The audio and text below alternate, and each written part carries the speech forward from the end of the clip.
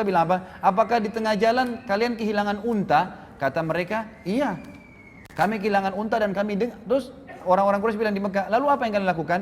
Mereka bilang, kami dengar suara dan kami tidak tahu dari mana, mengatakan unta kalian di lembah fulan. Kami ke sana, kami temukan. Lalu yang terjadi ikhwah, orang-orang kafilah mengatakan kepada orang Mekah apa? Ya, mereka bilang, dari mana kalian tahu? Kalau zaman sekarang orang bisa ngirim di WhatsApp, bisa di SMS, bisa dikirim foto. Ini kalau zaman dulu nggak mungkin, kecuali orang lihat, gitu kan? Nggak mungkin. Mereka bilang, dari mana kalian tahu? Kata mereka, dari Muhammad. Dari Muhammad. Berarti menandakan Isra Mi'raj itu benar, ikhwah sekalian. Dan sampai sini, mudah-mudahan nanti sebentar saya masih minta waktu untuk melanjutkan setelah sholat duhur. Subhanakallahumma bihamdika asyhadu an la ilaha illa anta astaghfiruka wa atubu ilaik. Wassalamualaikum warahmatullahi wabarakatuh. Alhamdulillah, wassalatu wassalamu ala rasulillah. Segala puji bagi Allah subhanahu wa ta'ala, juga salawat dan taslim besar Muhammad sallallahu alaihi wasallam. Melanjutkan bahasan Abu Bakar radhiyallahu anhu, dan kita masuk ke subjudul yang lain, masalah peran Abu Bakar di malam hijrah Nabi sallallahu alaihi wasallam. Di Nabi sallallahu alaihi wasallam diperintahkan oleh Allah subhanahu wa ta'ala membolehkan para sahabat hijrah ke Madinah pada saat itu. Dan hampir setiap kali sahabat hijrah, selalu Abu Bakar radhiyallahu anhu meminta kepada Nabi SAW, mengatakan, ya Rasulullah, izinkan saya. Tapi setiap kali izin, pasti Nabi SAW mengatakan, sabarlah wahai Abu Bakar, mungkin Allah akan siapkan teman untukmu. Maka Abu Bakar pun berkata dalam jiwanya, dalam dirinya, mungkin saya telah diminta oleh Nabi SAW untuk menemani beliau, karena beliau masih di Mekah. Maka hijrahlah sahabat satu demi satu ke Madinah, sampai tibanya malam hijrah Nabi SAW, waktu orang-orang Quraisy niat untuk memerangi atau membunuh Nabi SAW. Setelah mereka kumpul di Darun Nadwa, dan mereka sepakat pada saat itu ingin membunuh Nabi SAW, sebagaimana disebutkan dalam hadis Bukhari. Maka mereka berkumpul, lalu datanglah iblis, syaitan menjelma menjadi manusia, kemudian berkata kepada mereka, pada saat ide-ide dikumpul dan Abu Jahal mengatakan, lebih baik kita berikan atau keluarkan dari setiap suku yang ada di Mekah yang tidak beriman pada Muhammad, anak muda yang paling kuat, kemudian dibayar, lalu kemudian membunuh Muhammad secara bersamaan, agar sukunya Muhammad tidak bisa melawan. Maka syaitan pun berkata, inilah pendapat. Pada saat itu mendukung pendapat Abu Jahal. Lalu kemudian terjadilah upaya mereka untuk membunuh Nabi SAW malam itu, sebagaimana sudah kita tahu kisahnya. Lalu Nabi SAW pada saat itu menyuruh Ali radhiyallahu anhu untuk menggantikan beliau di ranjangnya, dan beliau di awal malam itu keluar, kemudian sambil membaca surah Yasin, a'udzubillahi minasyaitonir rajim, wa ja'alna min baini aydihim saddan wa min khalfihim saddan faghshaynahum fahum la yubsirun. Kami jadikan di hadapan dan di belakang mereka pembatas sehingga mereka tidak bisa melihat. Ya, maka Allah Subhanahu wa taala membuat seluruh musuh-musuh Allah itu tertidur. Lalu Abu Bakar ke rumah Lalu Nabi SAW ke rumah Abu Bakar, dan Aisyah menceritakan dalam hadis Bukhari bahwasanya Nabi SAW datang di waktu di rumah kami yang tidak biasa beliau datang, maksudnya di awal malam tadi. Kemudian berkata kepada Abu Bakar, wahai Abu Bakar, keluarkanlah semua orang yang ada di sini. Waktu itu kebetulan kata Aisyah, aku sedang berada di situ bersama dengan Asma, dua-dua ya saudara perempuan nih, tapi lain ibu, sebagaimana sudah saya jelaskan tadi di awal. Kemudian Abu Bakar mengatakannya, Rasulullah, mereka anak-anak saya, tidak ada masalah. Lalu kata Nabi SAW, hai Abu Bakar, terimalah berita gembira, aku telah diizinkan oleh Tuhanku untuk berhijrah. Maka Abu Bakar pun spontan langsung berkata, ya Rasulullah, apakah boleh saya menemani anda? Maka kata Nabi SAW, iya, Allah telah memilihmu untuk menemaniku. Dan kata para ulama, ini adalah pengkhususan Abu Bakar radhiyallahu anhu. Pada saat itu Allah bisa menyiapkan banyak orang yang mendampingi Nabi sallallahu alaihi wasallam. Waktu itu Umar bin Khattab sudah masuk Islam, Hamzah sudah masuk Islam, sahabat-sahabat yang dikenal sangat kuat secara fisik. Tapi Allah Subhanahu wa taala memilih Abu Bakar, dan hanya satu orang. Ya, ada hanya satu orang, dan salah satu rahasianya kata para ulama adalah pada saat orang safar memang harus memilih orang yang paling jujur, paling terpercaya, dan memang paling siap ya untuk berteman bersama-sama. Sebagaimana salah seorang dari tabi'in pernah berkata kepada Umar bin Khattab di zaman khilafahnya beliau, ya, saya suka orang ini, ditunjuk seseorang gitu. Kata Umar, apa kau sudah pernah safar bersama dia? Kata orang tersebut, belum. Kata Umar, kalau begitu kau belum mengenalnya. Kalau begitu kau belum mengenalnya. Ternyata tolok ukur sifat asli seseorang itu kelihatan pada saat safar. Ya, safar itu nanti dibutuhkan pengorbanan harta, pengorbanan waktu, mengalah dari teman, mungkin ada hal-hal yang berbahaya, maka dia berkorban untuk teman-temannya. Itu semua ada hal-hal yang berhubungan dengan safar dan tidak gampang. Biasanya ada orang pada saat hadir, lawan daripada safar ya, itu mereka baik-baik saja, tapi pada saat safar kelihatan sering emosional, tidak mau membayar makanan, kadang-kadang ada yang nginap di penginapan tidak mau bayar penginapan, maunya terus nebeng sama temannya dan segala hal, tidak mau tahu kalau ada bahaya, dia melakukan masalah-masalah sehingga temannya pun terjerat dan banyak hal-hal yang terjadi. Maka di sini Allah Subhanahu wa taala memilih di antara semua sahabat, walaupun ada yang kuat secara fisik, Abu Bakar sebagai pendamping Nabi Muhammad sallallahu alaihi wasallam. Kita lihat kira-kira apa yang Abu Bakar lakukan sehingga ya Nabi sallallahu alaihi wasallam dipilihkan oleh Allah sebagai pendampingnya adalah dia atau Abu Bakar itu sendiri. Dikatakan oleh Aisyah, maka aku melihat ayahku Abu Bakar menangis ya karena senangnya pada saat itu, karena gembirahnya dia yang disuruh dinemani Nabi SAW, yang belum pernah, kata Aisyah, aku melihat seseorang menangis karena senang seperti itu. Lalu Abu Bakar pun mengatakan, ya Rasulullah, aku sudah siapkan di belakang rumah ini 2 ekor unta dengan persiapannya, maka silakanlah tunggangin salah satunya dan saya akan jalan bersama anda. Lalu Abu Bakar mengatur strategi yang sangat luar biasa. Dia menyuruh Asma ya pada saat itu dan Abdullah anaknya untuk jalan ya, dan Abdurrahman pada saat itu ya, untuk jalan dan mencari informasi tentang orang-orang Quraisy. Lalu Nabi SAW menyuruh agar hijrah ya, yang tadinya ke Madinah itu tadinya ke arah utara Jazirah Arab, sekarang ke arah selatan, jadi lawannya ya. Jadi Madinah itu berada di utara Jazirah Arab, tapi Nabi SAW tidak ke arah sana karena tahu kalau Quraisy akan mengejar. Maka beliau ke Gar Thur, Gua Sur yang berada menuju ke arah selatan atau ke arah Yaman, ya ke arah kita di Indonesia sebenarnya, ke bawah. Lalu mereka pun tinggal di Gar Thur. Lalu Abu Bakar pun menyuruh Amir bin Fuhairah, salah satu budak yang dibebaskan oleh beliau yang masuk Islam juga, menggembalakan domba, menyuruh mengikuti unta Nabi SAW dengan Abu Bakar agar bekas-bekas kaki untanya diinjak oleh gembalaan Abu Bakar dan tidak kelihatan oleh Quraisy. Ringkas cerita yang kita ingin sampaikan adalah peran Abu Bakar. Pada saat Nabi SAW tiba di Gua Thur, dalam hadis sahih riwayat Bukhari dijelaskan, maka Nabi SAW dilarang oleh Abu Bakar untuk masuk. Mohon maaf, ini disebutkan dalam athar yang sahih, tidak disebutkan dalam sahih Bukhari, tapi disebutkan dalam buku-buku athar yang sahih ya. Semua buku-buku hadis menyebutkannya sebagai athar. Athar ini dinukil dari para sahabat gitu kan. Kalau hadis seperti dari Nabi SAW, maka disebutkan dalam athar yang sahih bahwasanya Abu Bakar radhiyallahu anhu, sebagaimana dinukil oleh Abu Al-Qasim Al-Baghawi dalam kitab beliau melalui Ibnu Abi Mulaika, bahwasanya Nabi SAW pada saat berangkat ke Gua Hira bersama Abu Bakar, kemudian Abu Bakar ya sering kali berjalan di depan Nabi SAW. Kadang-kadang beliau gelisah pindah ke belakang Nabi SAW. Kadang-kadang beliau gelisah ke sebelah kanan Nabi SAW. Kadang-kadang beliau gelisah ke sebelah kiri Nabi SAW. Terus begitu. Lalu Nabi SAW dengan tenang tetap membaca Al-Quran di atas untahnya. Kemudian Nabi SAW melihat gerak-gerik Abu Bakar yang sangat banyak, maka berkatalah Nabi SAW, ada apa wahai Abu Bakar? Kata Abu Bakar, ya Rasulullah, kalau saya sedang berada di depan anda, tiba-tiba saya khawatir kalau ada musuh menyerang anda dari belakang, maka saya ke belakang anda. Kemudian kalau saya sedang di belakang anda, saya khawatir nanti musuh ada di sebelah kanan anda, maka saya ke sebelah kanan anda. Pada saat saya sebelah kanan, saya khawatir musuh datang ke sebelah kiri anda, maka saya sebelah kiri anda.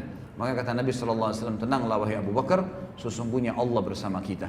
Tapi pelajaran besar bagaimana Abu Bakar memang luar biasa. Bukan hanya sekedar mendampingi atau bersafar bersama Nabi SAW, tapi siap berkorban dan tidak ingin sedikit pun menimpa Nabi SAW pada saat itu. Dan riwayat yang lain menjelaskan bahwasanya pada saat Nabi SAW dan Abu Bakar tiba di Gar Thur, sebuah lubang gitu kan. Kemudian Abu Bakar berkata, ya Rasulullah, jangan masuk dulu. Lalu Nabi SAW, lalu Abu Bakar masuk duluan. Kemudian Abu Bakar menutupi lubang-lubang yang ada di situ dengan bebatuan dan juga dengan kain-kain yang dia bawa, gitu kan. Tinggal tersisa 2 buah lubang yang tidak bisa lagi ditutup sama dia. Biasanya lubang-lubang di gua ini ada ular atau kalajengking, gitu kan. Maka Abu Bakar pun dalam athar ini dikatakan meletakkan kedua telapak kakinya di lubang tersebut. Lalu Nabi SAW dipersilakan masuk oleh Abu Bakar, lalu Nabi SAW pun tidur di paha Abu Bakar. Pada saat sementara Nabi SAW tidur di paha Abu Bakar, maka kaki Abu Bakar disengat oleh binatang tadi, tapi tidak disebutkan kala jengking atau ular. Dan Abu Bakar kesakitan, tapi beliau tidak menggerakkan sedikit pun pahanya karena tidak mau Nabi SAW terbangun dari tidurnya alaihi salatu wassalam. Lalu Abu Bakar pun karena tidak tahan lagi menangis dan tetesan air matanya jatuh ke wajah Nabi SAW, maka Nabi pun terbangun.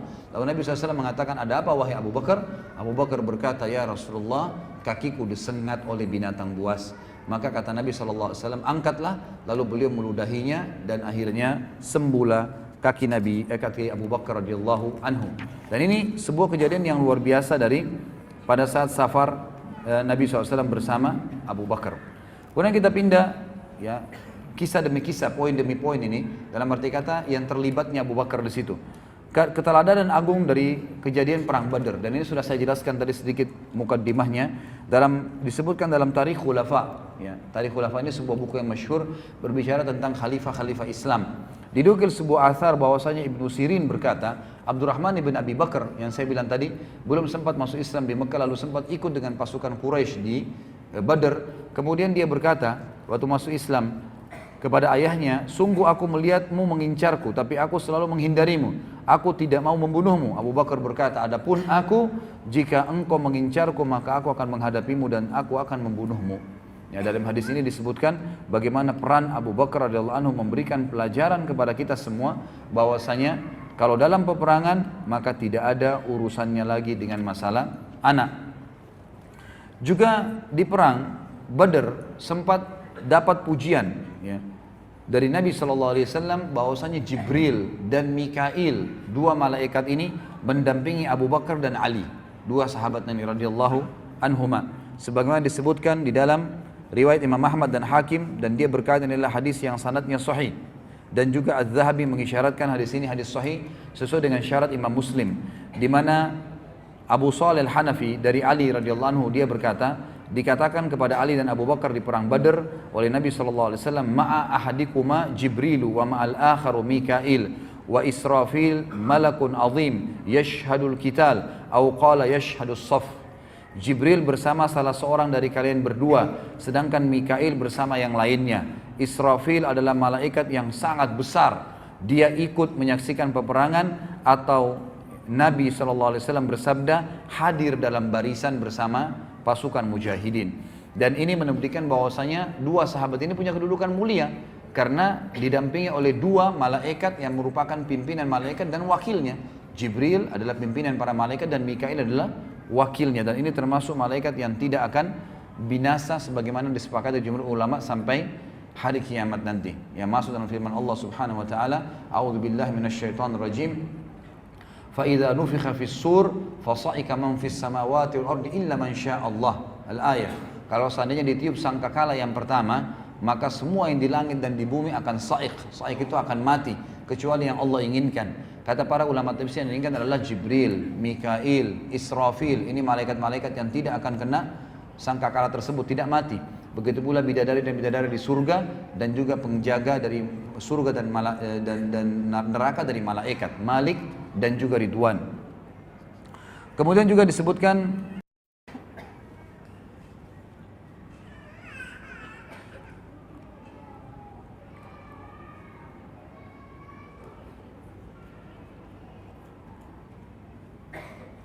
keteguhan Abu Bakar di dalam peperangan bersama Nabi SAW selain perang Badar.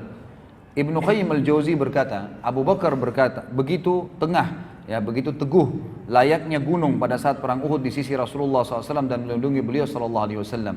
Pada saat Rasulullah SAW mengirim sekelompok pasukan ke Bani Fazara pada tahun ke-7 Hijriah dipimpin oleh Abu Bakar, maka pasukan ini mendatangi mata air, meraih rampasan perang dan tawanan lalu pulang dengan selamat. Perang Tabuk juga begitu.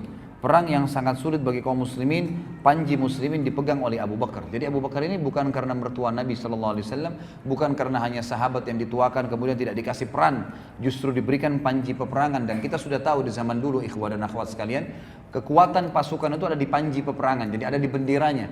Kalau benderanya jatuh berarti pasukannya kalah. Ya, seperti itu. Jadi diberikan panji itu adalah orang-orang yang terpilih. Dan kita lihat di sini di peperangan-peperangan diberikan panji kepada Abu Bakar, ya, disebutkan oleh Ibnu Qayyim dan juga tadi di beberapa peperangan, baik di Uhud, ya, di perang di tahun 7 Hijriah, di tahun 7 Hijriah di perang Bani Fazara dan juga di perang Tabuk. yang perang Tabuk ini terkenal 100 km dari Madinah yang memerangi kaum Romawi.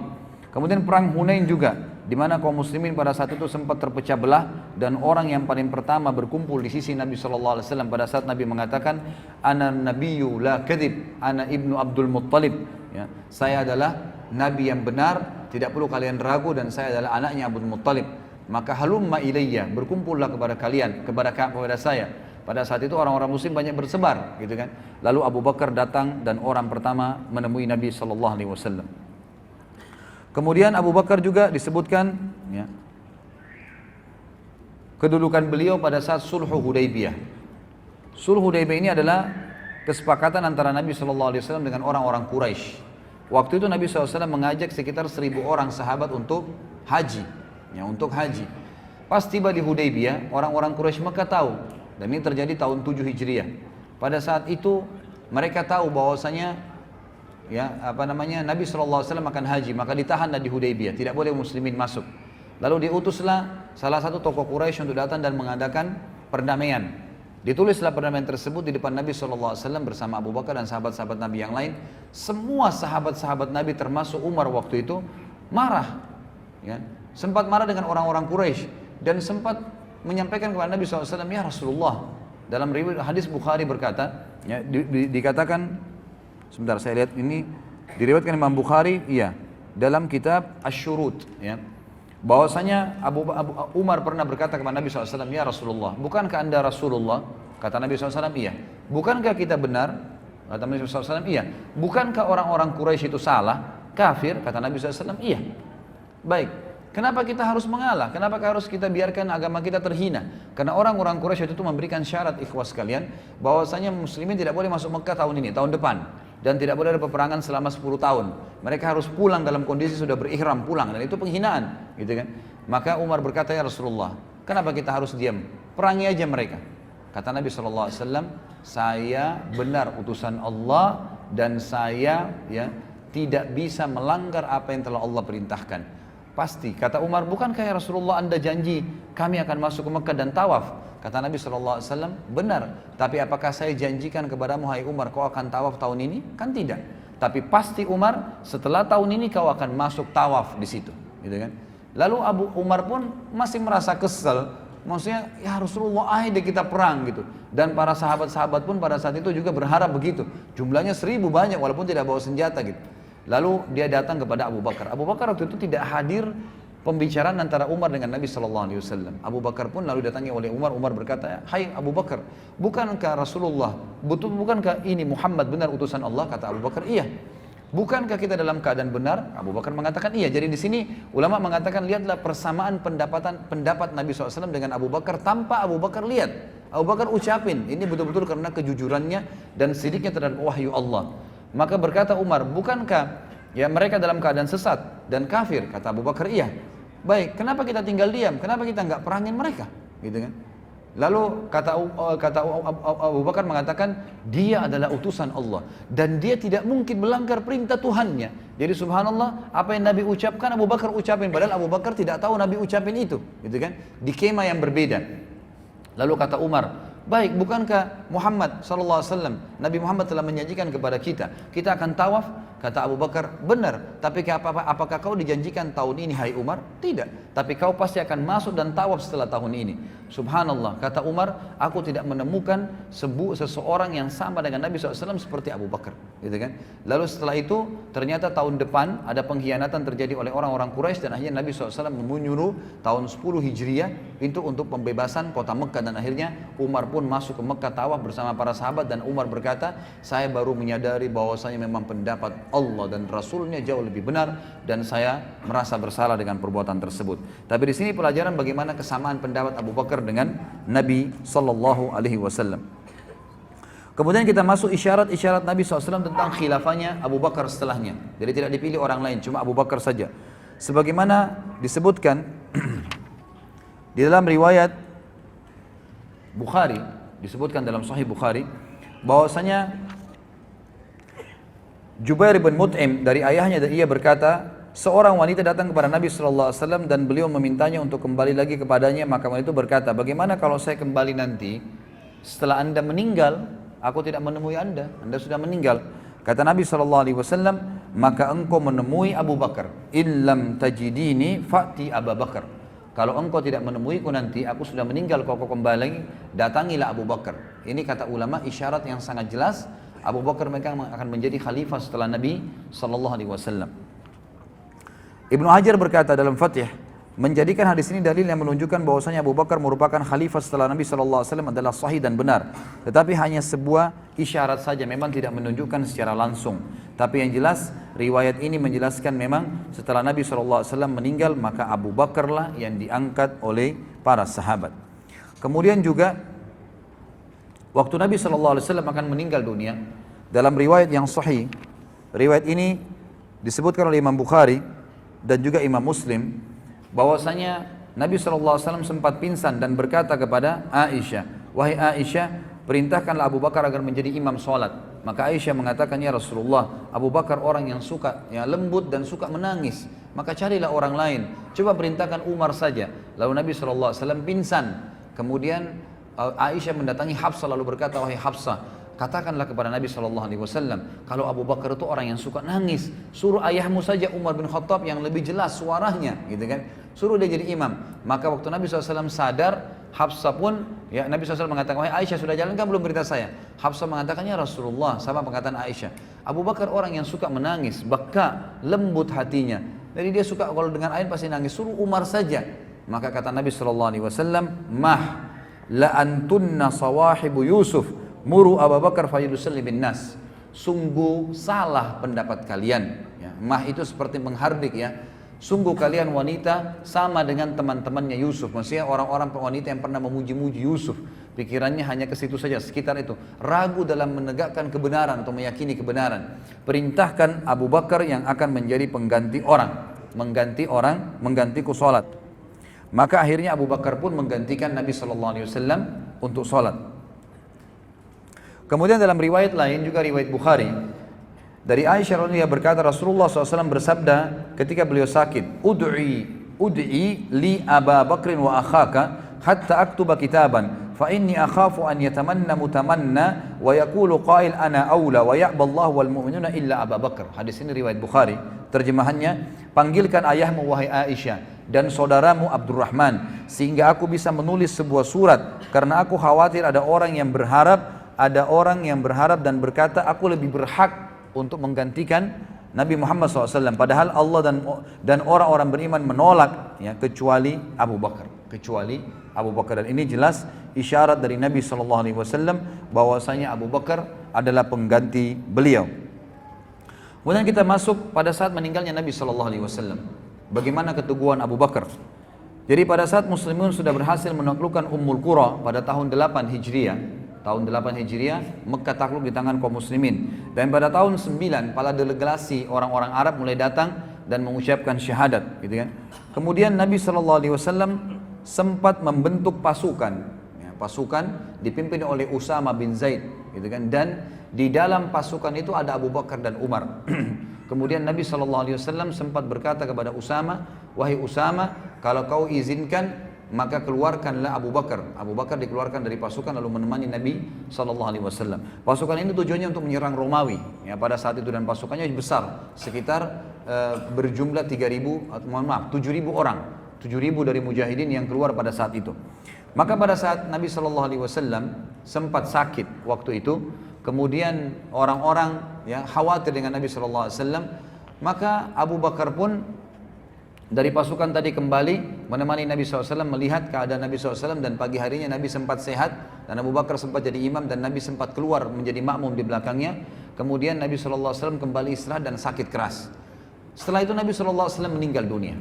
Ringkas cerita, Nabi SAW meninggal, ini ada sejarah sendiri Nabi meninggal dunia. Nabi SAW meninggal dunia. Lalu orang-orang semua bingung, guncang Madinah pada saat itu.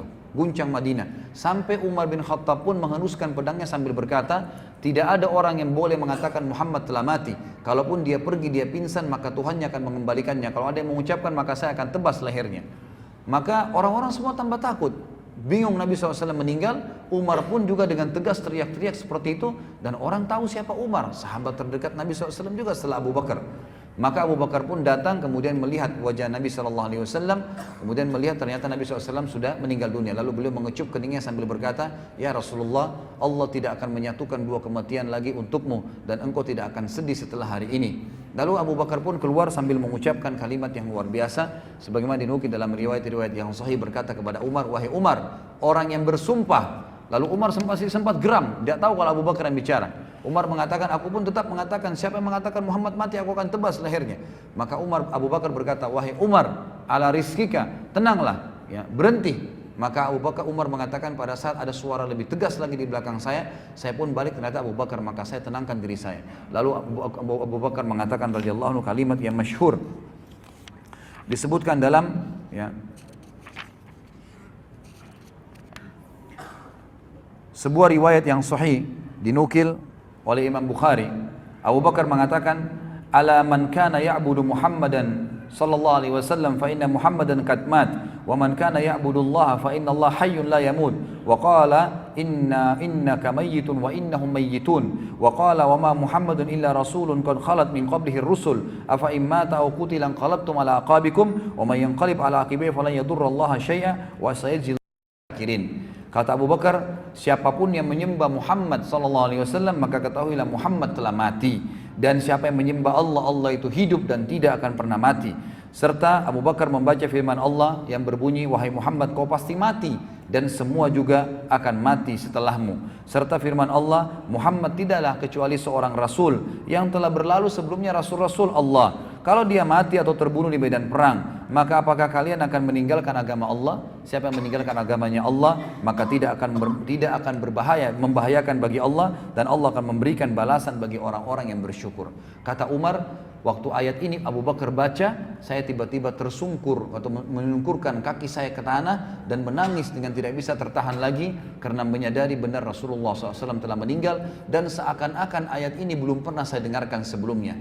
Lalu beberapa sahabat juga menukil dalam riwayat-riwayat yang sahih, kami seakan-akan baru mendengarkan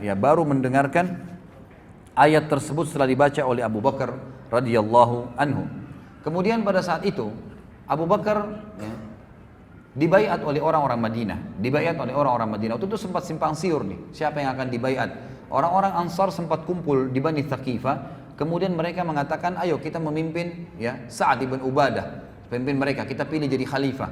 Lalu Abu Bakar dan Umar segera menuju ke Bani Thaqifah bersama dengan Abu Ubaidah. Lalu keluarlah mereka bersama bertiga ke sana. Lalu kemudian berkata Umar, saya akan ceramah, saya akan bicara. Kata Abu Bakar, sebentar wahai Umar. Kata Abu Bakar, wahai kaum Ansar, kami adalah pemimpin orang-orang muhajirin karena Allah telah mendahulukan kami dalam firman-Nya. Was-sabiqunal awwaluna minal muhajirin wal ansar. Muhajirun baru ansar, dan kalian orang-orang ansar adalah wakil-wakil kami. Jadi ada raja, ada wakilnya, gitu kan? Kalian wakil kami. Lalu berkata orang-orang ansar, ada sebagian mengatakan kami tidak setuju. Kami ingin pemimpin dari kalian dan pemimpin dari kami. Lalu Abu Bakar pun mengatakan tidak bisa. Pemimpin cuma satu dari orang-orang Mekah, muhajirin, dan kalian adalah menteri-menterinya. Lalu berkatalah Abu Bakar, saya menunjuk untuk kalian orang yang paling dipercaya oleh Nabi SAW. Inilah Umar, ya, pilihlah Umar. Maka Umar pun memegang tangan Abu Bakar mengatakan, tidak, demi Allah kami tidak akan pernah terpilih satupun di antara kami sementara kamu ada wahai Abu Bakar. Maka saya wahai muslimin membaiat Abu Bakar, apakah kalian setuju? Maka seluruh muslimin pun mengangkat tangannya dan mengatakan kami membaiat Abu Bakar. Dalam riwayat Bukhari yang lain dikatakan, ikhwas sekalian, bahwasanya, ya, Umar berkata, apakah ada di antara kalian yang berani mendahului Abu Bakar sementara Abu Bakar itu yang telah ditunjuk oleh Nabi SAW jadi imam kalian pada saat Nabi sakit, ya? Maka adakah yang berani maju? Ada yang berani maju? Silahkan maju, baiat dirinya. Maka mereka semua mengatakan orang Ansar, dan ini tanda keimanan mereka. Tentu di buku ini juga disebutkan fadilah Ansar, tapi saya tadi tidak sebutkan, ya, secara khusus. Mereka luar biasa dari sisi iman. Mereka mengatakan kami tidak mungkin mendahului Abu Bakar setelah Nabi SAW menyuruh jadi imam. Maka dibaiatlah Abu Bakar pada saat itu. Kemudian ada kejadian besar, ikhwas sekalian. Pada saat Abu Bakar menjadi khalifah, yang paling pertama beliau lakukan adalah, pada saat itu suku-suku Arab banyak yang murtad meninggalkan agama Islam. Ada yang murtad, ada yang mengaku nabi sendiri seperti, ya, orang-orang yang muncul Musailam al-Kadzab. Kemudian ada juga yang menolak membayar zakat, muslim tapi tidak mau zakat lagi, zakat khusus untuk Nabi SAW. Waktu itu jadi keadaan Madinah sedih meninggalnya Nabi SAW, pasukan juga terbatas, bayangkan kalau semua suku-suku Arab banyak yang murtad gitu kan. Maka Abu Bakar pun mengatakan, pasukan Ushrah, pasukan yang telah dibentuk oleh Nabi SAW yang sudah keluar dari pinggir kota Madinah, di keluar kota Madinah, ingin menyerang Romawi gitu kan. Itu kata Abu Bakar, saya tetap akan mengirimnya. Kata Umar, ya Abu Bakar, Madinah sekarang akan diserang. Ya, ini bahaya, banyak orang yang murtad. Kenapa kita tidak tarik pasukan itu, bertahan dalam Madinah, mengirim dai-dai kepada mereka? Ini pendapat Umar. Apa kata Abu Bakar? Wahai Umar, saya tahu dulu kamu di zaman jahiliyah adalah orang yang sombong dan sangat kekar. Kenapa kamu jadi pengecut setelah masuk Islam? Gitu kan? Bukankah agama ini sudah sempurna? Bukankah Rasulullah SAW telah membentuk pasukan Usama? Demi Allah saya tidak akan melepas ya tali yang telah disampul oleh Nabi SAW, disimpul oleh Nabi SAW.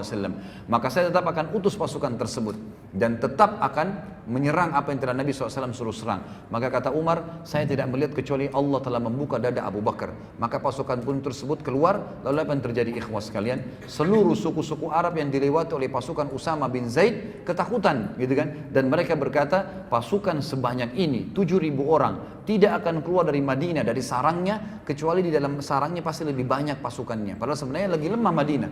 Maka akhirnya Jazirah Arab menjadi tenang. Makanya para ulama mengatakan Abu Bakar telah mengembalikan Islam di Jazirah Arab, dan selama Islam berjaya sampai hari kiamat Jazirah Arab, maka Abu Bakar panen pahalanya karena tetap mengirim pasukan Ushrah, pasukan yang telah dibentuk oleh Nabi Sallallahu Alaihi Wasallam.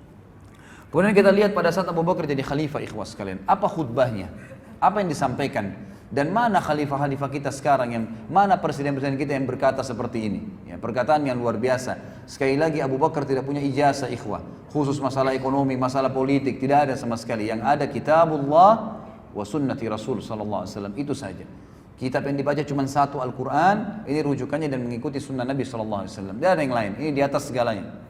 Kata dia waktu dia naik di mimbar dan dikhalifahkan, beliau mengatakan, sesungguhnya aku telah dipilih sebagai pemimpin kalian padahal aku bukan orang terbaik dari kalian. Jika aku berbuat baik, maka dukunglah aku. Jika sebaliknya, maka luruskanlah aku. Kalau ada yang salah, luruskan. Lalu beliau mengucapkan, ini yang jadi garis bawahi, ini sifat beliau, siddiq. Beliau mengatakan, kejujuran adalah amanah. Kejujuran terutama dalam mempertahankan agama ini, membenarkan Allah dan Rasulnya, menerima kebenaran dan mempraktekannya adalah amanah, dan kebohongan lawannya adalah khianat. Orang yang lemah di antara kalian adalah kuat di sisiku, sehingga aku mengembalikan haknya kepadanya insya Allah. Orang yang kuat di antara kalian adalah lemah di sisiku, sehingga aku mengambil hak darinya insya Allah. Tidaklah suatu kaum meninggalkan jihad. Ini garis bawah ikhwah ya. Wasiat Abu Bakar pertama naik mimbar, tidaklah satu kaum muslimin meninggalkan jihad di jalan Allah kecuali pasti Allah akan menimpakan kehinaan atas mereka. Ini yang pegang bukunya di halaman 164 ya. Kehinaan atas mereka, tidaklah perbuatan keji. Jadi di sini Abu Bakar menekankan ya, yang kita sayangkan sekarang memang jihad ini hilang dari kaum muslimin. Hilang betul. Jadi nggak ada ya. Nanti betul-betul wilayahnya diserang baru bisa menyerang. Padahal jihad dalam Islam itu bisa terjadi dua keadaan. Kalau lagi diserang, ini fardu ain, atau memang mau ekspansi Islam. Jadi walaupun Islam sedang tidak diganggu, itu tetap bisa kita menyebarkan Islam dengan cara nawarin Islam. Mereka nolak bayar jizyah, kalau mereka nolak baru berperang. Jadi jihad itu bisa terjadi kapan saja, asal ada pemimpin muslim yang memimpinnya. Abu Bakar mewasiatkan pada saat jadi khalifah, beliau mengatakan tidaklah satu kaum muslimin meninggalkan jihad Allah kecuali pasti Allah menimpakan kehinaan atas mereka. Dihina di mana-mana. Tidak ada yang bisa melawan umat Islam karena memang tidak membiasakan diri dengan jihad itu. Tidaklah perbuatan keji yang mewabah pada satu kaum kecuali Allah akan meratakan cobaan atas mereka. Dibiarin maksiat tidak ada yang luruskan, maka pasti Allah akan meratakan cobaan. Taatilah aku selama aku mentaati Allah dan Rasulnya. Ini prinsip dasarnya. Namun jika aku mendurhakai Allah dan Rasulnya, maka tidak ada ketaatan untukku atas kalian. Berdirilah untuk sholat, dirikanlah selalu sholat, dan semoga Allah merahmati kalian. Jadi kita lihat di sini bagaimana khutbahnya yang luar biasa Abu Bakar radhiyallahu anhu. Di antara khutbah-khutbah yang beliau sampaikan yang masyhur adalah, tapi ini setelah beliau jadi imam ya, jadi pemimpin. Dan kita juga perlu tahu ikhwah, ini mungkin yang hilang di tengah-tengah kaum muslimin ya. Pemimpin negara dia di zaman Nabi SAW, di zaman Khulafaur Rasyidin Abu Bakar, Umar, Utsman, Ali, nanti kita lihat semua kisah-kisahnya. Itu memang yang jadi raja pada saat itu mereka adalah imam masjid jami'. Jadi semestinya presiden kita itu kalau mau ikutin hukum Islam itu jadi imam di Istiqlal 5 waktu sholat, subuh, duhur, asar, maghrib, isya. Yang kedua, yang mesti diketahui adalah bahwasanya mereka memang selalu khutbah Jumat. Dan ini juga saya sekalian ingatkan masjid-masjid kita, sebenarnya tidak harus terlalu banyak khatib di masjid. Karena memang dalam Islam itu selama Abu Bakar jadi khalifah 2 tahun khatib Jumat, tidak pernah diganti. Ya, kecuali memang dalam peperangan lagi keluar, Nabi SAW tidak pernah digantikan khutbah Jumat. Umar juga begitu, Utsman juga begitu. Jadi mereka punya kewajiban, makanya mereka harus alim, faham hukum agama, mereka menyampaikan. Di antara khutbah yang menarik dari Abu Bakar adalah Abdullah bin Hakim berkata, Abu Bakar berkhutbah kepada kami, dia berkata, amma ba'd, sesungguhnya aku berwasiat kepada kalian agar kalian bertakwa kepada Allah, memujinya dengan apa yang sesuai dengan kebesarannya, menggabungkan antara kecemasan dan harapan. Artinya selalu cemas, jangan sampai azabnya Allah datang nih kalau saya berbuat dosa, dan selalu punya harapan besar, pasti Allah terima amal solehnya. Selalu memohon kepada Allah tanpa kenal jenuh. Selalu tidak pernah putus asa minta kepada Allah. Sesungguhnya Allah Ta'ala telah memuji Zakaria dan keluarganya dalam firman-Nya dalam surah Al-Anbiya ayat 90, a'udzubillahi minasyaitonir rajim, innahum kanu yusari'una fil khairati wa yad'una raghaban wa rahaba wa kanu lana khashi'in. Sungguh mereka selalu bersegera dalam mengerjakan kebaikan dan mereka berdoa kepada kami dengan penuh harap dan cemas, dan mereka orang-orang yang khusyuk kepada kami. Wahai hamba-hamba Allah, kata beliau, ketahuilah bahwa Allah telah menggantungkan haknya kepada diri kalian. Dia telah mengambil perjanjian dari kalian atas hal itu. Dia memberi dari kalian yang sedikit lagi fana dengan yang banyak lagi kekal. Maksudnya dunia ditukar dengan akhirat. Ini adalah kitabullah, Al-Quran. Keajaiban-keajaibannya tidak pernah habis. Cahayanya tidak akan pernah padam. Benarkanlah kata-katanya, patuhilah kitabnya, dan ambillah cahaya darinya untuk hari kiamat. Allah hanya menciptakan kalian untuk beribadah kepadanya. Dia mengutus para malaikat al-kiram al-katibin, maksudnya raqib dan atid, kepada kalian. Mereka mengetahui apa yang kalian lakukan. Kemudian ketahuilah wahai hamba-hamba Allah, kalian hilir mudik di dunia ini pagi dan petang kepada sebuah ajal yang ilmunya tidak kalian ketahui. Jika kalian mampu pada saat ajal itu tiba sementara kalian dalam sebuah amalan karena Allah mau amalan itu, maka lakukanlah. Namun kalian tidak akan mampu demikian kecuali dengan pertolongan Allah. Maka berlombalah mendahului ajal kalian yang masih tersisa waktunya sebelum ia habis, sehingga ia mengembalikan kalian pada perbuatan buruk kalian. Artinya kalau kalian tidak beramal soleh, pasti kalian akan berbuat buruk, otomatis. Orang kalau tidak berbuat baik pasti berbuat buruk, tidak ada tengah-tengahnya, tidak ada gabungan antara keduanya. Maka berarti baik atau buruk. Kalau kalian tidak berbuat baik, maka kalian akan berbuat buruk, dan kalau ajal kalian datang, kalian akan menyesal.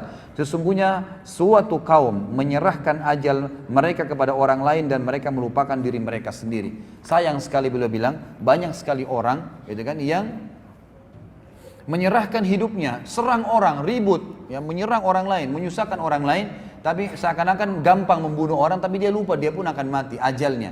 Kata beliau, saya sarankan jangan kalian meniru mereka. Bersegeralah, selamatkan diri kalian, karena di belakang kalian ada pemburu, para malaikat yang bergerak gesit dan urusannya pun sangat cepat pada saat mencabut ruh. Gitu kan? Jadi ini wasiat yang luar biasa dari Abu Bakar radhiyallahu anhu. Beliau juga pernah berkhutbah dalam riwayat yang lain. Ini semua disebutkan dalam Sifatus Safwa, juga Makarimul Akhlaq, buku-buku yang mulia menulis tentang athar sahih menurut Abu Bakar. As-Siddiq pernah berkhutbah di hadapan kaum muslimin. Dia berkata, wahai manusia, hendaklah kalian malu kepada Allah. Demi Allah, aku tidak keluar untuk sebuah keperluan, buang hajat sejak aku membaiat Rasulullah SAW, kecuali aku menutup kepalaku karena aku malu kepada Allah Subhanahu Wa Taala. Jadi Abu Bakar selalu menaruh ada jubah di atas kepalanya, itu justru karena malu kalau kepalanya dilihat oleh Allah Subhanahu Wa Taala. Sampai pada tingkat itu malunya dengan Allah. Kata para ulama menanggapi kisah ini atau penyampaian ini, kalau kepalanya saja, rambutnya dia malu dilihat oleh Allah Azza wa Jal, malu dengan Allah, rasa malunya, maka bagaimana kalau dia bermaksiat kepada Allah? Abu Bakar tidak pernah melakukan hal tersebut. Kemudian potret cemerlang dari ketawadhuan beliau radhiyallahu anhu. Tawadhu berarti merendahkan diri. Disebutkan Abu Bakar biasa memerah susu, ikhwas sekalian. Jadi Abu Bakar sebelum jadi khalifah suka memerah susu bagi anak-anak kecil tetangga-tetangga rumahnya. Dan ini disebutkan di dalam Usud Ghabah, dan Ibnu Katsir mengatakan ini adalah redaksi yang hasan, serta riwayat ini didukung juga dengan riwayat-riwayat yang lain yang sahih, ya. Disebutkan dalam banyak buku. Tetap di rumahnya saja. Tetangganya berkata, sungguh anak-anak kecil bilang, sudah nggak ada lagi yang perahkan kami susu. Lalu Abu Bakar mendekati mereka sambil berkata, pasti ada yang perahkan dan saya demi Allah tidak akan mengubah perilaku saya yang baik sebelum saya jadi khalifah, setelah saya jadi khalifah tetap saya akan lakukan. Maka Abu Bakar pun mendatangi anak kecil yang ngomong sambil berkata, kamu mau susu yang berbuih atau susu yang tidak berbuih? Maka anak itu kadang-kadang mengatakan pada satu hari mengatakan yang berbuih, hari besoknya dia mengatakan tidak berbuih, dan Abu Bakar terus memerahkan susu kepada mereka sampai beliau meninggal radhiyallahu anhu. Jadi memerah susu untuk tetangganya, yaitu pada saat beliau menjadi khalifah. Dan ini luar biasa. Umar berkata, satu waktu juga aku selalu mendatangi rumah seorang janda dan berusaha untuk berbuat baik pada janda tersebut. Setiap hari aku datang, aku selalu didahului oleh seseorang. Pasti kalau aku mau datang, mau siapin makan, sudah ada makanannya. Mau bersihin rumahnya, sudah ada bersihin rumahnya. Mau masakin, sudah masak, ada orang masak. Dia terus telusuri, dan dia tanya orang yang punya rumah, siapa itu yang datang mengurus anda? Orang yang punya rumah bilang, saya nggak tahu, janda buta matanya. Ada seseorang sering datang. Lalu Umar satu waktu sembunyi-sembunyi ingin mencari tahu, dia datang lebih cepat, ternyata dia temukan Abu Bakar yang melakukannya. Maka dia mengatakan, oh ternyata kamu orangnya wahai Abu Bakar. Sungguh wahai Abu Bakar, kau akan meletihkan orang-orang yang datang setelahmu. Maksudnya khalifah yang datang setelahmu akan sulit mengikutimu, gitu kan, karena luar biasa perbuatannya.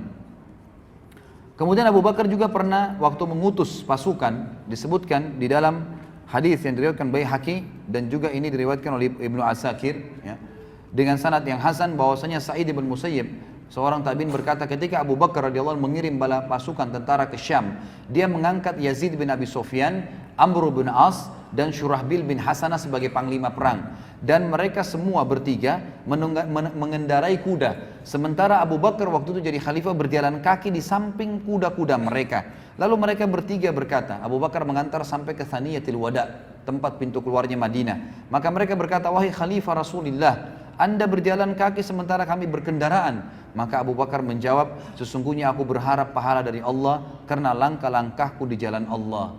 Ya, bagaimana bisa, ini luar biasa. Kadang-kadang kita bandingkan kalau dengan presiden kita sekarang, dia mau lewat, dikosongin jalan, dipinggirin orang, gitu kan, disuruh pindah semua demi untuk dia. Apa haknya? Dari mana haknya dia melakukan hal tersebut? Abu Bakar jalan di sebelah kuda pasukan yang dia kirim dan jalan kaki bersama mereka. Dia jalan kaki dan dia tidak mau menggunakan kendaraan. Bukan cuma mendahului mereka ya, bukan cuma menyuruh mereka pindah, tapi malah Abu Bakar jalan di sebelahnya.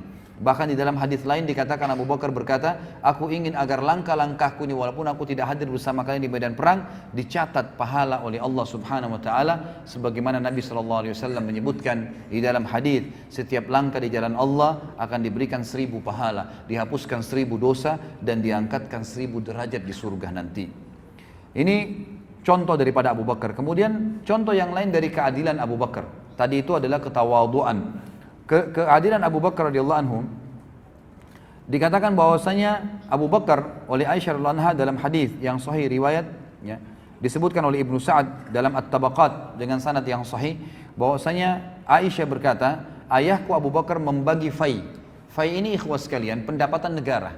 Jadi ini kita perlu kita tahu juga di dalam Islam itu, kalau ada berdiri negara Islam dan ada pendapatan negara itu dibagi rata kepada masyarakat. Memang sudah begitu hukum Islam. Jadi sebenarnya dalam Islam itu tidak ada pajak sebenarnya, gitu kan. Kita kan sekarang malah diambil pajak dan diambil dari pendapatan masyarakat lalu dibayarkan ke negara. Semestinya yang dilakukan dalam hukum Islam, kalau hukum Islam ya negara Islam, maka bukan pajak tetapi yang ada adalah fai, pendapatan negara dihitung oleh negara, dan paling banyak terjadi dari jihad memang, dari harta rampasan perang diberikan dan juga penjualan produk-produk dari ekonomi negara, kemudian dihitung, dikeluarkan kebutuhan negara pada saat itu, lalu sisanya dibagi rata kepada masyarakat.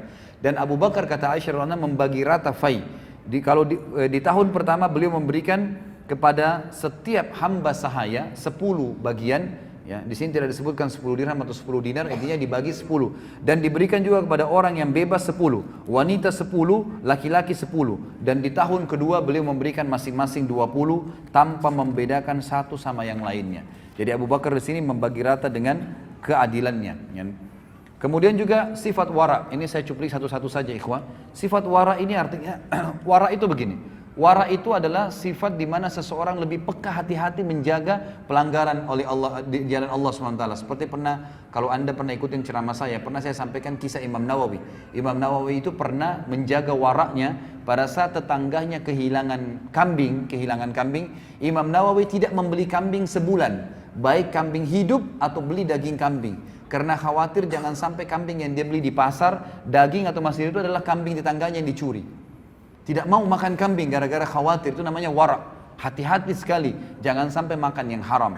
Ada kisah berhubungan dengan Abu Bakar disebutkan dengan athar yang sahih disebutkan dalam Tartibul Afwah, salah satu karya ditulis oleh Dr. Said Hussein, dan juga ada riwayat sahih yang menukil masalah ini dalam riwayat Bukhari. Ini hadis sahih sebenarnya, bahwasanya Abu Bakar pernah memiliki seorang hamba sahaya yang bekerja untuknya. Lalu Abu Bakar kebetulan waktu siang hari ketemu dengan hamba sahaya itu lagi bawa makanan. Abu Bakar lalu memakan, tiba-tiba makanan yang dibawa, memang biasanya dia hidangkan dari hasil kerjanya dikasih. Lalu hamba saya tersebut berkata, tahukah anda dari mana ya makanan yang saya kasih ini? Kata Abu Bakar, tidak. Kata budaknya, biasanya anda bertanya kepada saya, kenapa sekarang anda nggak tanya? Kata Abu Bakar, saya lapar dan saya percaya dengan kamu. Baiklah, dari mana kau dapat makanan ini? Kata dia, tadi waktu saya lagi melewati satu kaum, ada satu kaum ini jahiliyah, bukan orang Islam. Lalu saya berpura-pura menjadi dukun. Saya pura-pura tahu sesuatu, lalu mereka saya terka-terka dan saya berbohong. Kemudian mereka memberikan imbalan, maka inilah yang anda makan. Dalam hadis ini, dalam riwayat ini dikatakan Abu Bakar lalu mengorek mulutnya dan mengeluarkan makanan tersebut sampai tidak tersisa. Dalam riwayat lain dikatakan ada seseorang melihat Abu Bakar itu mengorek mulutnya dan tidak keluar. Orang itu mengatakan tidak bisa keluar kecuali anda masukkan di dalam mulutnya, gitu kan? Di dalam mulut anda air, maka Abu Bakar meminum air lalu kemudian mengorek dan memaksanya keluar. Dan ini ulama memasukkan dalam sifat wara' Abu Bakar radhiyallahu anhu yang luar biasa. Kemudian contoh kelembutan hati dan tangisan Abu Bakar radhiyallahu anhu. Kata Nabi, disebutkan dalam riwayat pada saat Nabi SAW meninggal, hadis ini sahih diriwayatkan oleh Imam Muslim. Abu Bakar berkata kepada Umar, ayo kita kunjungin Ummu Aiman. Ummu Aiman salah satu sahabat yang sangat tua dan Nabi SAW sering berkunjung ke rumahnya, gitu kan. Lalu Abu Bakar dan Umar pun mengunjungi Ummu Aiman. Lalu Ummu Aiman menangis tiba-tiba waktu lihat Abu Bakar dan Umar.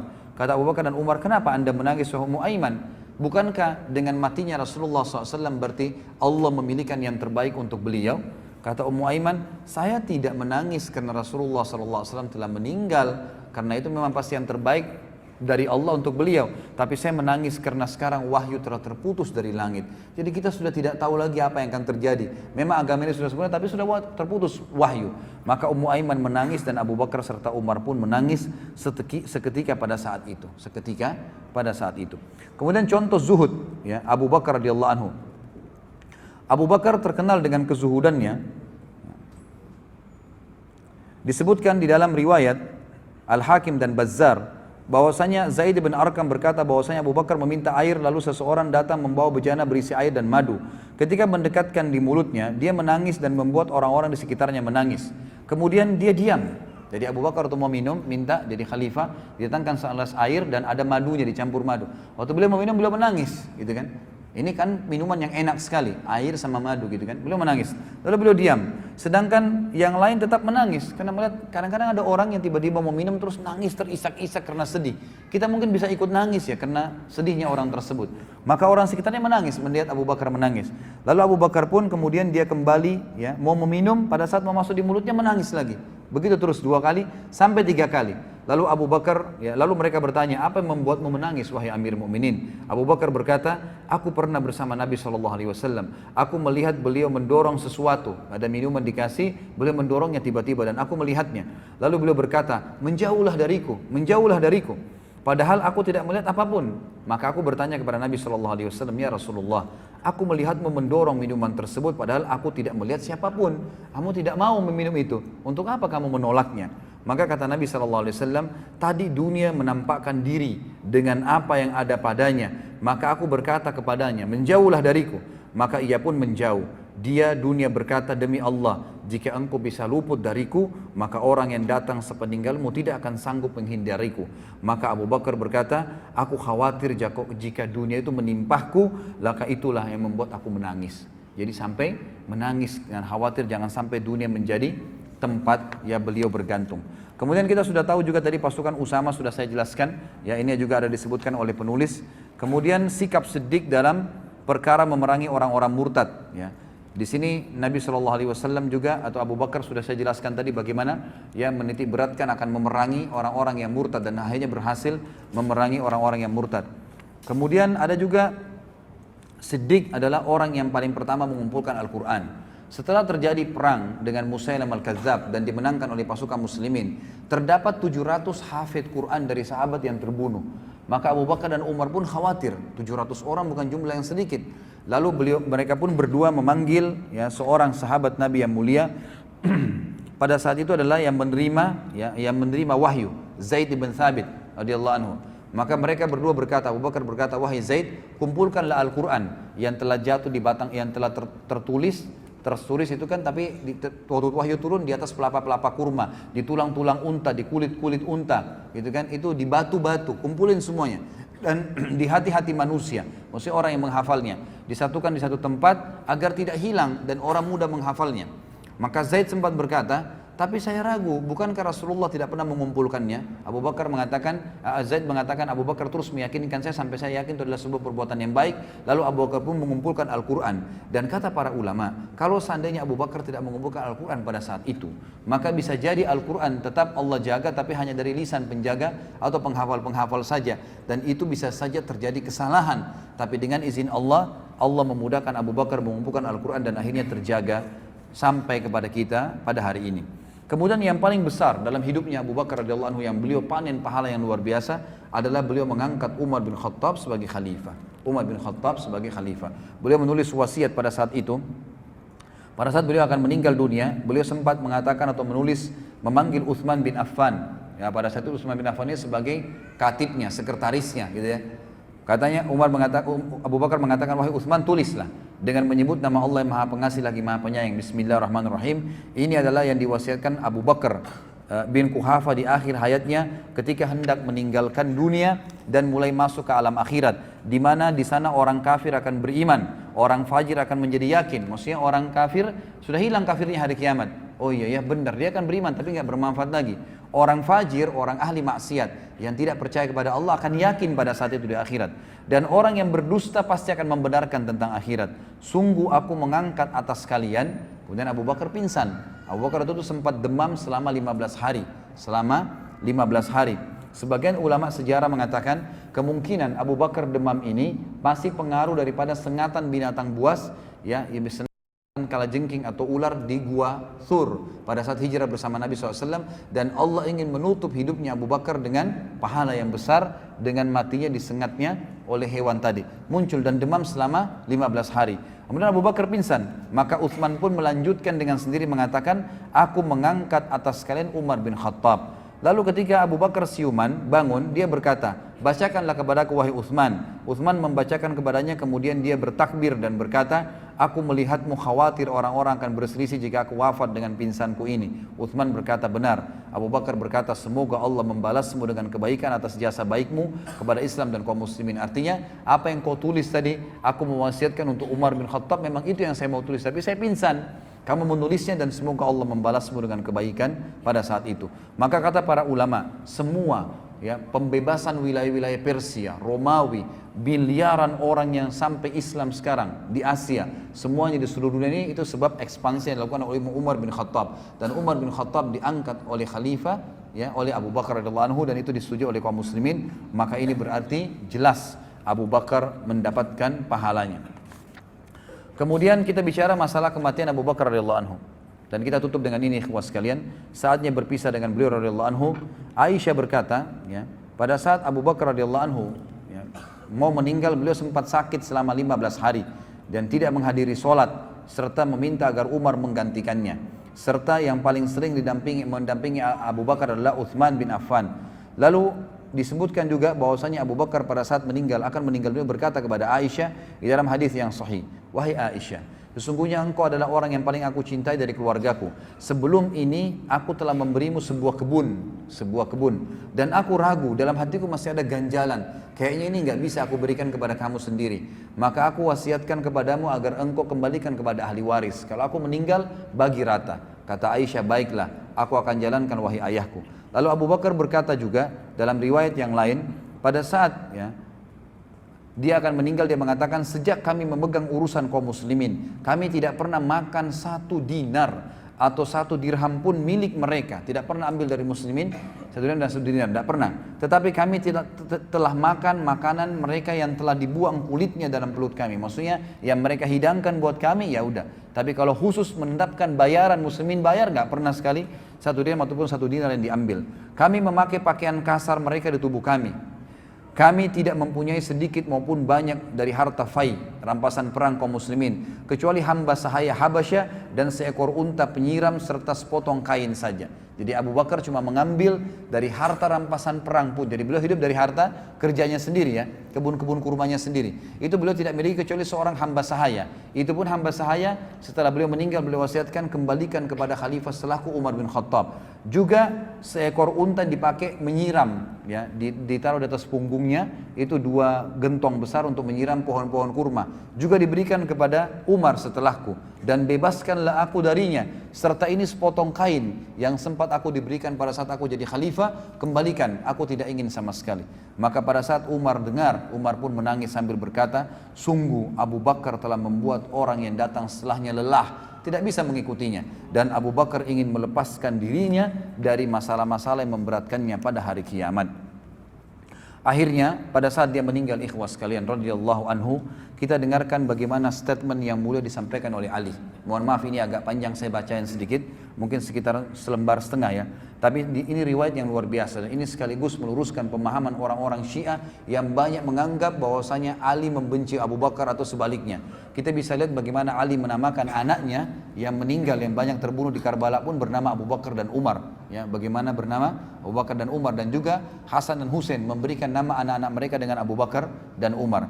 Di sini ditulis oleh penulis kalimat abadi dari Ali pasca Abu Bakar wafat radhiyallahu anhu. Abu Bakar wafat umur 63 tahun ya, dan itu tepatnya pada malam hari Senin ya.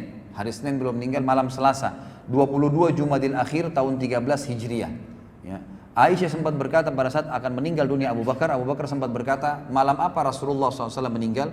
Aisyah berkata, hari Senin malam Selasa. Maka kata Abu Bakar, aku berharap meninggal malam ini agar aku bisa meninggal bersama dengan hari meninggalnya Nabi SAW.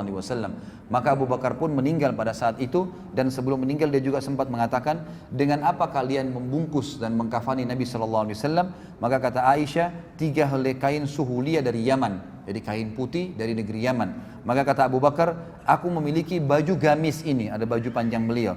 Kalau aku meninggal, cucilah. Kemudian guntinglah dia, potonglah dia, jadikan dia sebagai kain kafan, dan tambahlah 2 kain lagi yang biasa.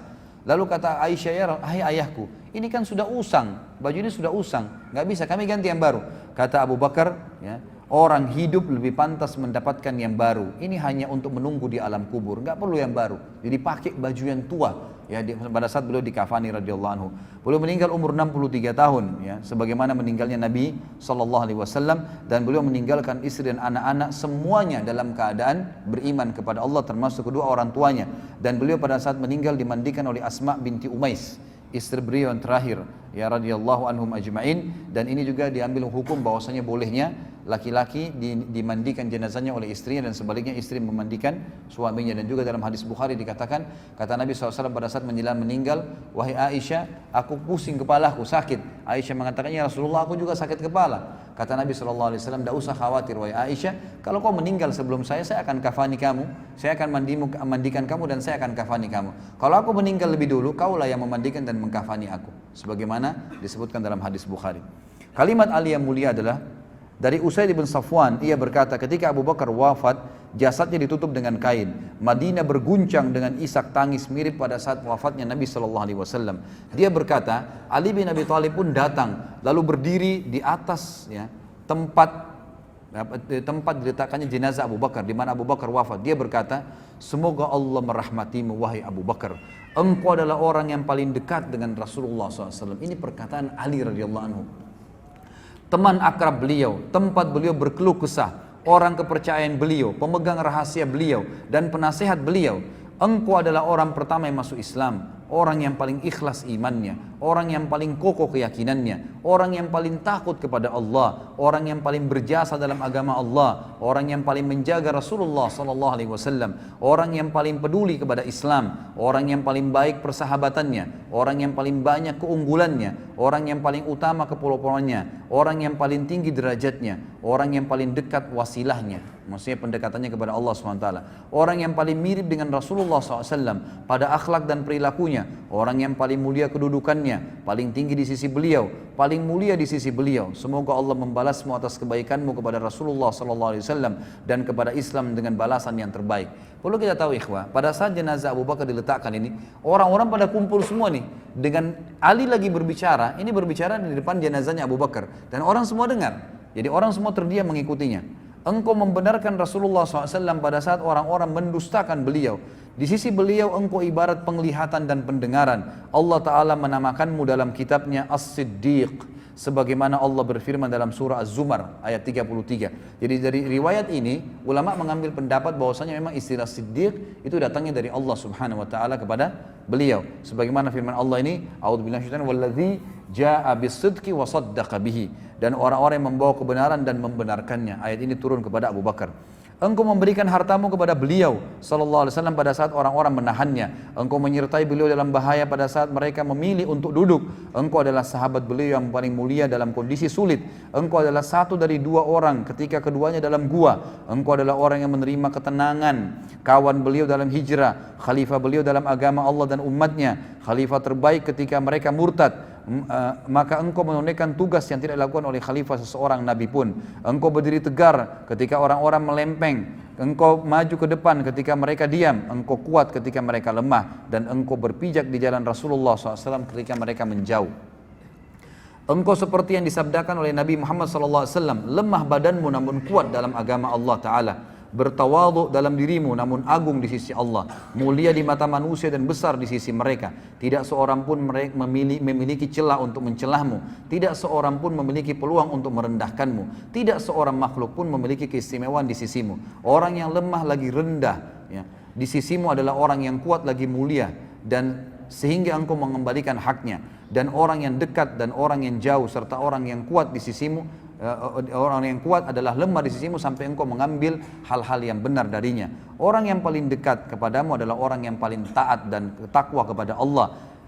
Urusanmu adalah kebenaran, hidupmu dipenuhi dengan kejujuran dan kelembutan, ucapanmu bijak dan mengarah, perintahmu lembut lagi tegas, pendapatmu adalah ilmu dan tekad yang kuat. Agama menjadi lurus denganmu, iman menjadi kuat, dan perintah Allah terangkat denganmu. Demi Allah, engkau melangkah jauh mendahului kami. Engkau telah membuat lelah orang-orang setelahmu dengan sangat. Engkau beruntung meraih kebaikan dengan nyata. Inna lillahi wa inna ilaihi raji'un. Kami ridho kepada ketetapan Allah, kami menerima keputusannya. Demi Allah, kaum muslimin tidak ditimpa musibah setelah Rasulullah SAW seperti musibah kematianmu. Bagi agama engkau adalah penopang, penjaga dan pengayom.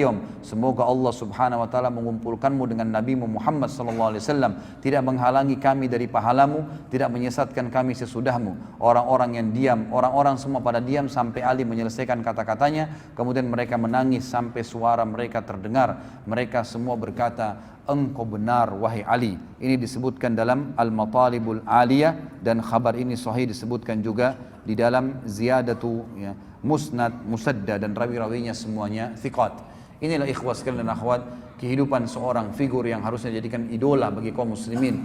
Orang yang sudah jelas berhasil dalam usahanya, rumah tangganya, bersosialisasi dalam masyarakat, bahkan menjadi pemimpin negara. Dan dia adalah orang-orang yang betul-betul kokoh ya dalam berpegang pada agama ini karena satu masalah, sidq.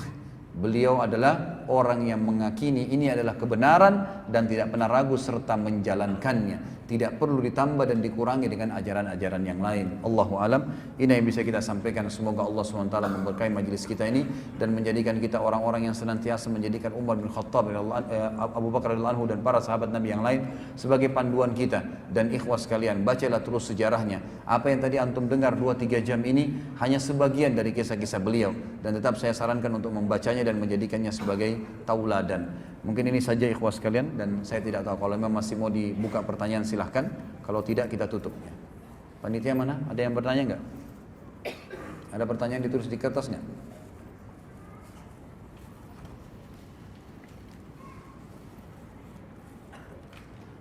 Sudah nggak ada? Baik.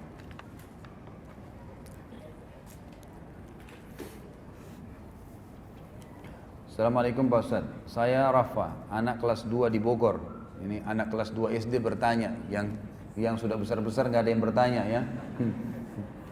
Masya Allah, jazakallah khair. Semoga jadi anak saleh insya Allah. Ya. Saya bertanya, siapa yang membangun Masjidil Haram dan Masjidil Aqsa? Kalau Masjidil Haram, ya, Masjidil Haram sendiri, ya, Ka'bahnya, kalau Ka'bah itu dibangun oleh Adam dan Syith. Dan ini sudah saya jelaskan riwayatnya pada saat saya bahas Sirah Nabawiyah, bisa dilihat di YouTube atau di web saya www.khalidbasalamah.com, ambil Sirah jilid 1. Ada penjelasan tentang pembangunan Ka'bah. Kemudian runtuh pada saat terjadi banjir Nabi Nuh alaihissalam, lalu dibangun kembali oleh Ibrahim alaihissalam, gitu kan? Nah, pada saat dibangun di zaman Ibrahim alaihissalam Ka'bah, disitulah dibangun kembali atau dibuatlah di sekitarnya Masjidil Haram, masjid untuk ibadah, untuk sholat, gitu kan? Di zaman Nabi Adam cuma rumah saja, gitu kan? Dibangun rumah Allah Subhanahu Wa Taala sebagai simbol. Tapi di zaman Nabi Ibrahim alaihissalam dijadikan sebagai masjid. Begitu pula dengan Masjid Aqsa, dibangun oleh Ibrahim alaihissalam. Jadi dua-duanya dibangun oleh Khalil Ar-Rahman, ya, kekasih Allah SWT, Ibrahim AS, sebagaimana disebutkan dalam banyak riwayat-riwayat yang sahih. Jadi Masjid Aqsa pun dibangun karena Nabi Ibrahim AS pertama dakwahnya di Babilonia, kemudian pindah ke Palestina. Palestina ini kemudian beliau bangun Masjid Aqsa di situ, lalu dijadikan sebagai panutan dan kiblat, lalu beliau hijrah ke Mekah, ya, membawa Hajar dan Ismail, kemudian dibangunlah Ka'bah serta dibangunlah Masjidil Haram. Jadi Masjid Aqsa lebih dulu ada sebelum Masjidil Haram. Buku Nabi yang sahih untuk anak cukup banyak sebenarnya ya, bisa nanti dilihat penerbit dari teman-teman kita ini ya. Kalau tidak salah sekarang itu ada perisai Quran ya, penerbit perisai Quran itu dengan Ustadz Nizar Jabal kalau nggak salah ya. Itu cukup banyak buku-buku yang berhubungan dengan sirah Nabi, sirah sahabat, khusus untuk anak-anak, jadi bergambar dan berwarna. Itu yang saya tahu. Dan juga kalau tidak salah ada terbitan Pustaka Ibnu Katsir ini yang sedang kita bedah bukunya, ada juga buku tentang anak-anak, baik sholat ataupun kisah-kisah Nabi dan juga sahabat. Allahu a'lam. Afwan Ustaz, hal apakah yang membuat orang-orang Syiah membenci Abu Bakar? Tidak ada alasan. Tidak ada alasan, dan memang itu awalnya karena memang pendapat ini diangkat oleh Abdullah bin Saba. Abdullah bin Saba ini orang Yahudi pura-pura masuk Islam, dan memang dia sengaja ingin memerangi kaum muslimin. Makanya di zaman Utsman bin Affan dia masuk ke Madinah, kemudian dia mengatakan Abu Bakar sama Umar sudah merebut khilafahnya Ali. Maka sama Utsman ditangkap, dikeluarin dari Madinah. Di zaman Ali radhiyallahu anhu dia masuk lagi. Dia sebenarnya lagi fitnah. Abu Bakar, Umar dan Utsman mengambil khilafahnya Ali. Sama Ali ditangkap, gitu kan? Sama Ali ditangkap. Lalu Ali radhiyallahu anhu mengatakan, kau harus bertaubat. Kalau tidak saya akan cambuk kamu haddul muftari. Had muftari itu adalah cambukan orang-orang yang berbohong. Kau berbohong. Siapa yang mengatakan, kata Ali, siapa yang mengatakan radhiyallahu anhum ajmain, siapa yang mengatakan saya lebih baik daripada Abu Bakar dan Umar, maka saya akan mencambuknya. Maka saya akan mencambuknya. Lalu kata Abdullah bin Sabah apa? Kalau kau mencambukku, gitu kan? Kata Ali begini, kalau kau tidak mau taubat saya akan cambuk kamu. Kalau kau tetap memaksa lagi saya akan bunuh kamu. Kata dia, kalau kau bunuh saya, kau adalah dia, kau adalah Tuhan. Kau adalah Tuhan. Maka Ali pun membunuh Abdullah bin Sabah. Tapi sekarang orang-orang Syiah di Iran itu malah membangun kuburan, dinamakan kuburannya Abdullah bin Sabah, yang mereka tawaf tiap hari, mereka minta-minta doa di situ. Sama juga dengan Abu Lu'lu. Nanti kita bahas pada saat kisah Umar bin Khattab insyaallah. Itu di zaman Umar bin Khattab, ya, yang bunuh dia adalah Abu Lu'lu, dan terkenal sekali. Abu Lu'lu ini sekarang dibuatin masjid di Iran, lalu mereka berdoa di situ. Saya pernah lihat cuplikannya dengan bahasa mereka, bahasa Arab tapi dengan versi bahasa Persia ya, bahasa Iran. Itu mereka bilang, ya Allah bangkitkanlah kami bersama Abu Lu'lu, na'udzubillah, yang membunuh Umar bin Khattab. Dan sekarang mereka sampai menggunakan sendal ditulis nama Abu Bakar sama Umar, dilaknat tiap hari. Tidak ada alasan gitu. Tidak ada alasan. Kalau kita pertemukan minimal antara dia dengan Abu Bakar, siapa yang mau dibilang lebih baik? Jelas mertua Nabi, jelas sahabat Nabi, gak ada alasan, gitu kan? Dan jelas sahabat Nabi, jelas tadi kekhalifaannya, khalifah pertama dalam Islam. Mereka mau bantah atau tidak, itu jelas faktanya. Abu Bakar jadi khalifah, Abu Bakar mertua Nabi, dan juga Abu Bakar jadi masuk surga, jelas sekali faktanya.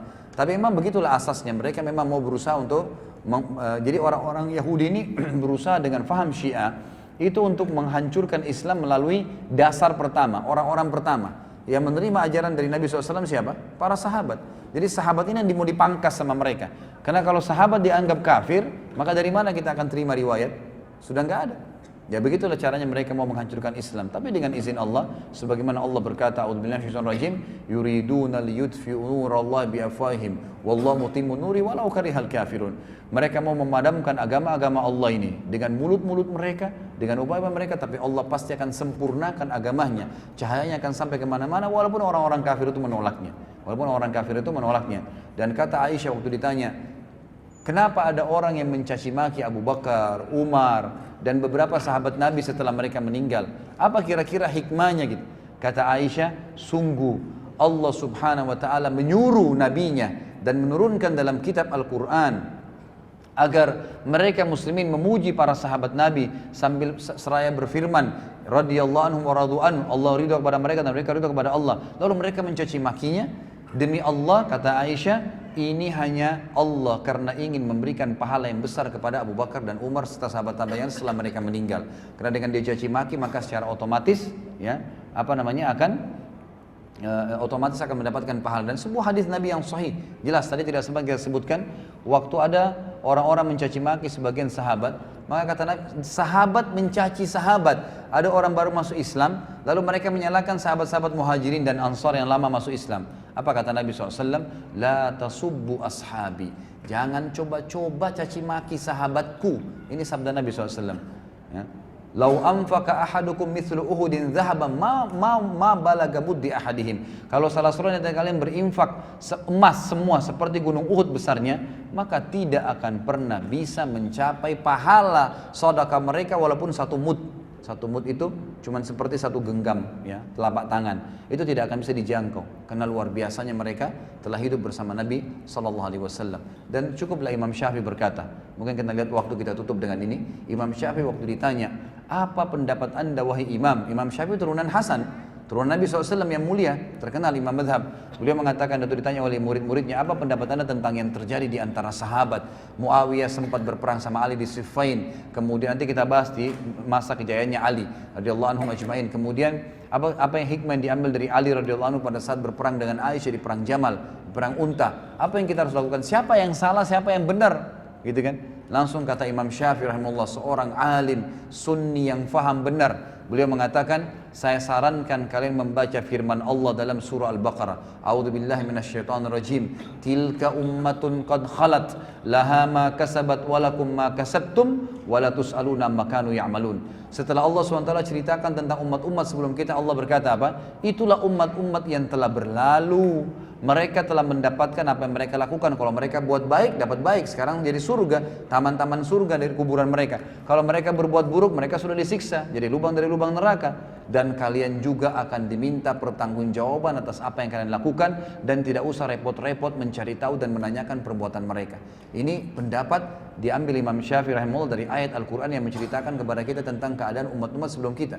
Kita cuma bisa mengimani Musa alaihissalam Nabi, Taurat ada, pengikutnya ada. Tapi tidak perlu kita cari tahu isinya Taurat apa. Tidak perlu kita mengikuti lagi syariatnya. Memang begitu dalam Islam. Tidak usah tanyain lagi, cukup imani selesai. Yang kita terapkan saran Al-Quran dan apa yang diajarkan oleh Nabi Sallallahu Alaihi Wasallam. Mungkin sampai sini ikhwas sekalian.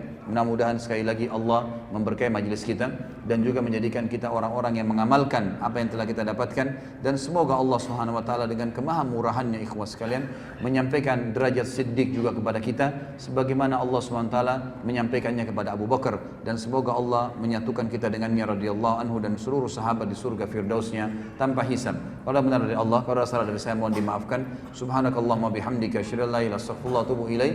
Wassalamualaikum warahmatullahi wabarakatuh.